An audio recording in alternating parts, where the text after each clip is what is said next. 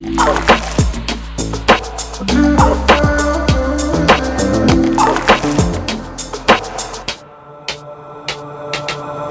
guys, welcome back to my channel. So, today I have a good news for you and a bad news.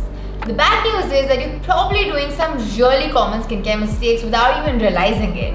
But the good news is, I am here to your rescue. So today I'll be sharing with you 6 skincare mistakes that you're probably doing and how you can tackle them. And don't worry, the solution doesn't include you moving to another country for cleaner air. I mean, that would be great, but no. And it's okay if you want to ask me who am I to share these tips with you. Well, consider me being a friend who has been a victim of all these mistakes at some point or the other in life. And after much research and experimentation, these are the things I believe has made all the difference to my skin. So let's just get into it. The problem is, if you change too many products at once, you will never know what is really working for you and what's not. Think about it. Your body cycle and your skin cells to turn over works on an average of about 28-day cycle, which means that almost all products require at least a month of use to show its true results. So don't just judge a product in like 6 to 7 days and be like, oh my god, my skin is glowing, da product is really working for me. Is it really the product, or is it because maybe you're eating really healthy and drinking lots of water since the past 5 days? And similarly, if you think you're breaking out after like using a product, you need to go deeper into finding the right reason. Maybe it's because you're about to get your periods, or maybe you've been in a lot of stress lately. So please don't judge a product too soon and give it some time. For that matter, nobody, not even like bloggers or influencers, can give you a review on a product in a short span. In fact, if you think about it, any person can only accurately test 12 to 14 products in a year. And I'm not saying that if they're doing that, then they're being dishonest. It's just that they may be as unaware about it as you are. So be aware. Yes, there is apparently a right order of using your products, but don't worry, this is no maths. You just have to go from thin to thick. So the last product you use on your face in your skincare routine has to be of the thickest consistency. Now you may ask me, why, Kriti? What's the logic behind that one? Well, there is a valid reason. So the products with heavier consistency can block the lighter ones from penetrating into the skin and basically prevent them from doing their job. So I'm going to share with you what my skincare routine looks like. I first remove my makeup with a makeup wipe, and then I move to using a face wash. I'm going to get deeper into these first 2 steps in the later section of the video. After I'm done with these first 2 steps, then I move to using a toner.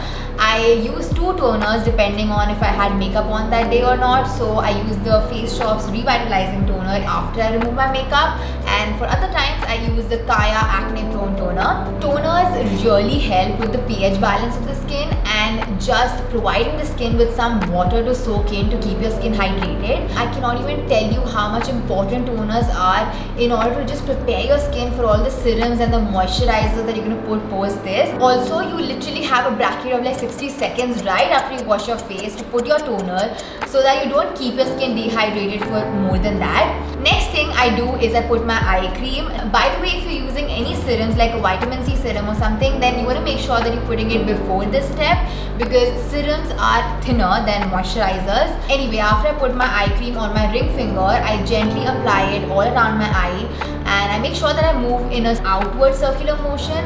And after this I move to moisturizers. So during the day, I don't want anything heavy on my skin, so I use the Clinique Moisture Surge because I feel it has a very water-based consistency. And for night, I have been using the Belif Overnight Skin Regeneration Sleeping Mask. Make sure that you're not stopping at your jawline and taking the product right till the end of your neck.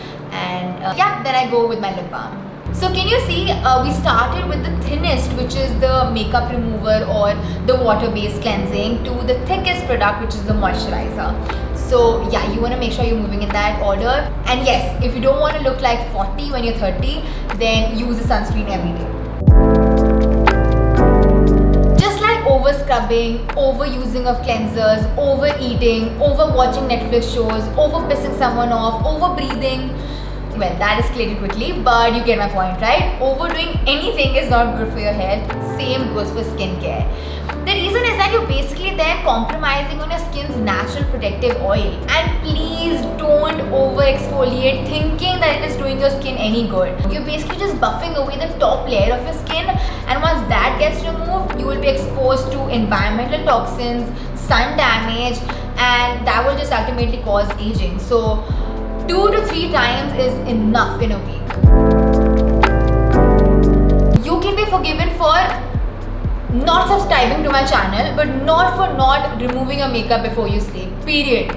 And considering all the times that I'm joking, this is not that time. You need to double cleanse. You need to wash your face after you remove your makeup with a makeup wipe or a makeup remover. Some people just use a makeup wipe and just sleep. That's a crime. Call 100, someone please. It will clog your pores and your oil glands, and that will just result in acne and open pores for life and beyond. That'll be your return gift for like sleeping with makeup on. You're welcome for the information. So I have been using a makeup wipe to remove my first layer of makeup. You can also use a liquid makeup remover or oils or balms. And then I move on to a face wash. So I have been using this one, which was suggested to me by my doctor a few years back when I was facing acne, and I haven't switched to any other product, so I guess this is doing my skin right. Use any face wash or foam wash that you think is going to your skin and taking all the dirt away, because that's the job we want this product to do. Okay, I want you to think about all the places you keep your phones in a day. Kitchen counters, gym floors, car seats. Please don't tell me you take your phones to the washroom. Did you know that your phone screens are 10 times dirtier than your toilet seats?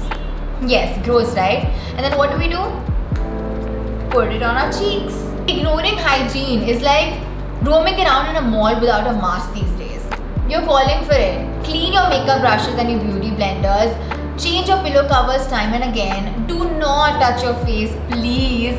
Change your face towels every day. Just maintain a proper hygiene when it comes to anything that comes near your face. No, it's not going to do any magical trick if you leave it there for an extra 10 minutes. That only happens with plants. The only thing it will do if you leave it there for extra time is it'll make your skin more dry. So try not doing that next time and stick to the instructions.